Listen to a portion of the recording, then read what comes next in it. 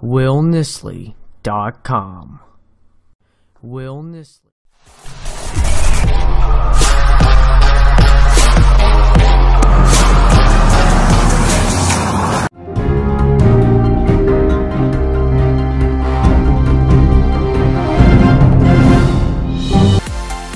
We hope you enjoyed your Veterans Day weekend. We have a report on that coming up, and we're happy to see you this Monday as we kick off a new week of CNN 10. I'm Carl Azuz at the CNN Center. As we put this show together, strong winds were forecast to be blowing across the U.S. state of California, and that's probably the last place that needed them. 3 major wildfires are burning in the state, 1 in Northern California, 2 in Southern California, and they've caused an extraordinary amount of destruction in a relatively short amount of time. At least 25 people have been killed across the state. Thousands of homes have been destroyed, hundreds of thousands of people have had to leave their homes, and the town of Paradise, which is home to about 26,000 people in the central part of Northern California, has been mostly burned up.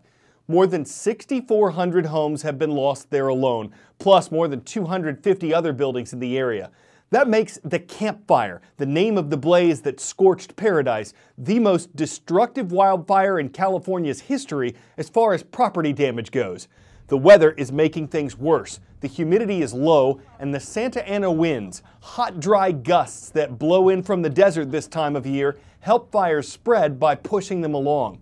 There was a break on Saturday when the Santa Ana winds temporarily died down, and firefighters did all they could to take advantage of the better conditions to save lives at homes. But meteorologists expected the winds to pick back up on Sunday and blow across parts of the state through Thursday. The observance that became Veterans Day was first held on November 11, 1919, on the first anniversary of the armistice that ended fighting in World War I. The 100th anniversary of that event was yesterday, when Veterans Day and Armistice Day events were held throughout the world. At the Arc de Triomphe in Paris, U.S. President Donald Trump joined dozens of other world leaders for an event paying tribute to the millions who died in the Great War. This was the largest ceremony that commemorated the armistice, but not the only one. Members of Britain's royal family, led by Queen Elizabeth II, attended an event at London's Cenotaph. And in Washington, D.C., at the Tomb of the Unknowns at Arlington National Cemetery, Veterans Affairs Secretary Robert Wilkie placed a wreath in honor of the fallen. Last week, we talked about how technology had played a dramatic role in the brutality of the First World War. It's when aerial dogfights made their debut in combat.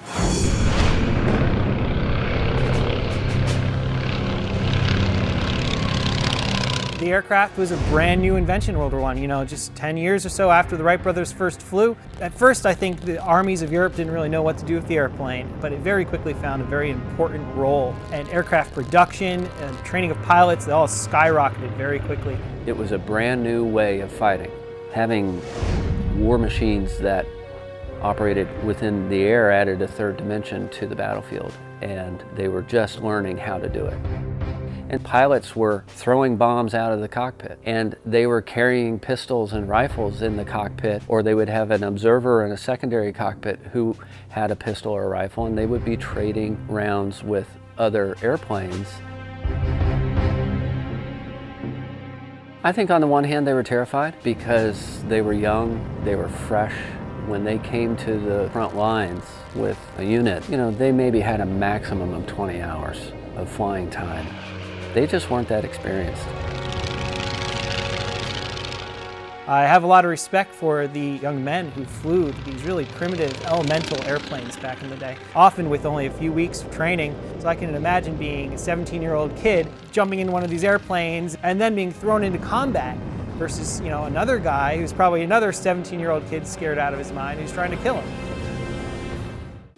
10-second trivia. Which of these cities has the highest population density? New York, New York, Tokyo, Japan, Beijing, China, or Seoul, South Korea?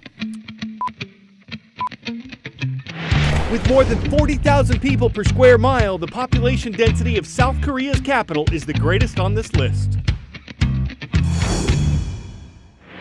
Just under 10 million people live in Seoul, a city that, like many world capitals, has its share of struggles. Long working hours and sometimes low productivity among workers. We covered that topic on October 29th. The South Korean capital has relatively high poverty among its elderly and high unemployment among its youth. It has some programs that are trying to change that. But when it comes to technology, it's hard to find a city that's more advanced. The bandwidth capital of the world, South Korea, with lightning internet speeds that are only getting faster, and plans to roll out 5G in 2019, allowing Koreans to download a film in just seconds. There's a certain DNA to the Korean people. They embrace new, they embrace everything that will advance. From its infrastructure to culture, South Korea embraces technology like nowhere else.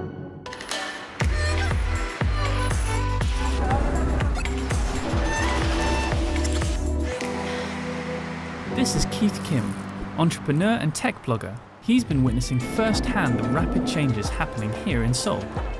I honestly believe that it is the future city of the world. Korea has the fastest internet in the world. Number one, number two, we'll take it, right?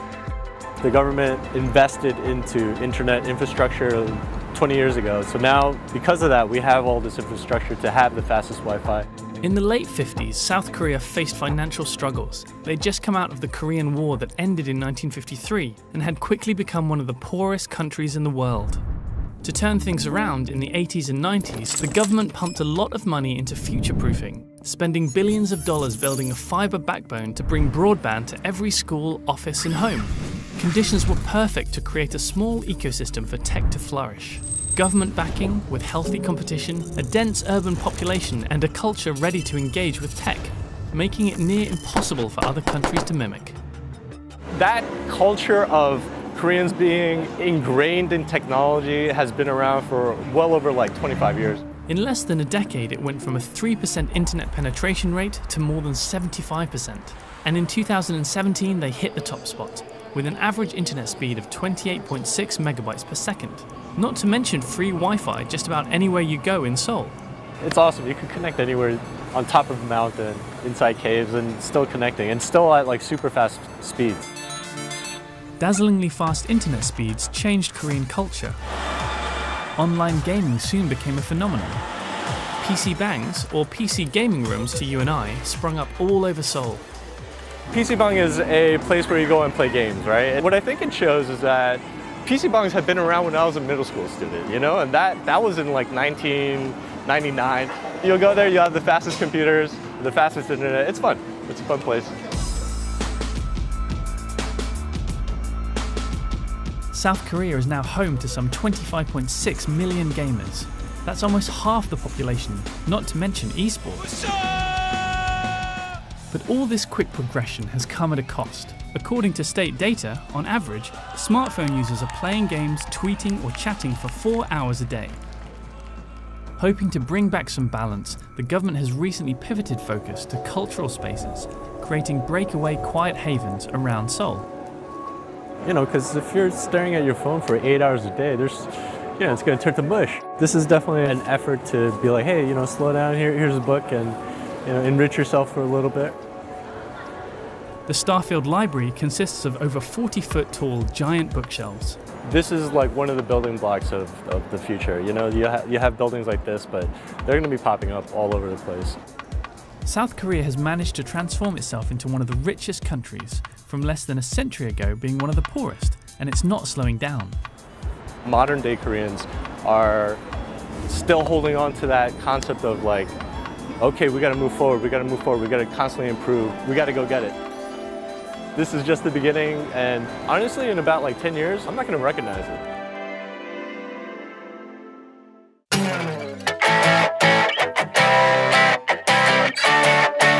Doppler weather radar recently picked up something unusual in southeast Georgia. It's a bird, it's a plane, well, let's get back to bird. Though Doppler is mostly used for tracking rain, meteorologists say this vivid-looking shock wave is actually a flock of birds, a big one, all taking off together at sunrise. So this is a horrible forecast for worms.